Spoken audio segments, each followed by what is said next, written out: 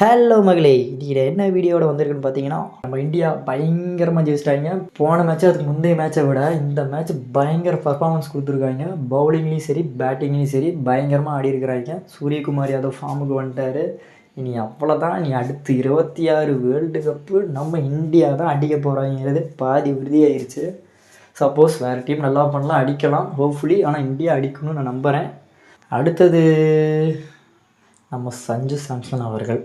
இப்போ என்ன நான் இருக்கிற ஃபார்ம் பார்க்கும்போது ஃபேமிலி ரொம்ப கஷ்டமாக இருக்குது. ஃபேமிலி ஒரு இந்தியன் ஃபேனாகவும் சரி, ஒரு சிஎஸ்கே ஃபேனாகவும் சரி, அவர் இருக்கிற ஃபார்ம் இப்போ வந்து ரொம்ப கஷ்டமாக இருக்குது. ஏன்னா 3 மேட்சுமே அவர் இந்த அளவுக்கு பர்ஃபார்ம் பண்ணலிங்கும்போது ரொம்ப கஷ்டமாக தான் இருக்குது. ஏதாவது ஒரு மேட்ச்சு பர்ஃபார்ம் பண்ணியிருந்தாருன்னா கூட ஏதோ பண்ணலாம். பட் ஆனால் 3 மேட்சுமே இப்படி ஆடும்போது இந்தியா டீம் பொலிட்டிக்ஸில் இது ரொம்ப மோசமாக இருக்கும்.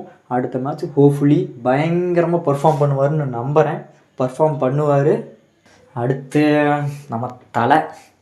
நம்ம தலையை பற்றி சொல்ல வேணாங்க. நம்ம தலை வந்து அடுத்து ட்ரைனிங்க்கு வந்துட்டார்னாலே 26 ஃபுல்லாக என்ஜாய்மெண்ட்டு தான் நமக்கு. அவர் கிரவுண்டில் இறங்கினாருனாலும் நம்ம ஃபேன்ஸ்களை ஒரே கொண்டாட்டம் தான். என்னன்னு பார்த்தீங்கன்னா எல்லாம் சொல்கிறாங்க தலைக்கு வயசாயிருச்சு, ஆட மாட்டார், ஃபார்ம் இல்லை, எது இல்லைனாலும் கிரவுண்டில் இறங்கினா போதுன்னாட்டு இருக்கிற ஃபேன்ஸ் நாங்கள்லாம். யாரும் பயப்படாதீங்க, எந்த ஃபேக் நியூஸையும் நம்பாதீங்க. நம்ம ஆடுறாரு, எல்லா மேட்சும் ஆடுறாரு, அப்படி நம்புகிறோம், ஆடுவார். அப்புறம் என்ன, திருவிழாவை ஆரம்பிச்சிட வேண்டியது தானே அப்படிங்கிற மாதிரி. அடுத்து 6 மாதத்துக்கு திருவிழா தாங்க. கிரிக்கெட் ஃபேன்ஸுக்கெல்லாம் சும்மா ஜாலி பண்ணுறோம். எப்படியா ஜாலி பண்ணுறோம். ஸோ ஹோப்ஃபுல்லி இந்த வீடியோ உங்களுக்கு பிடிச்சிருக்குன்னு நம்புகிறேன். மறுபடியும் அடுத்த வீடியோவில் பார்க்கலாம். பாய்.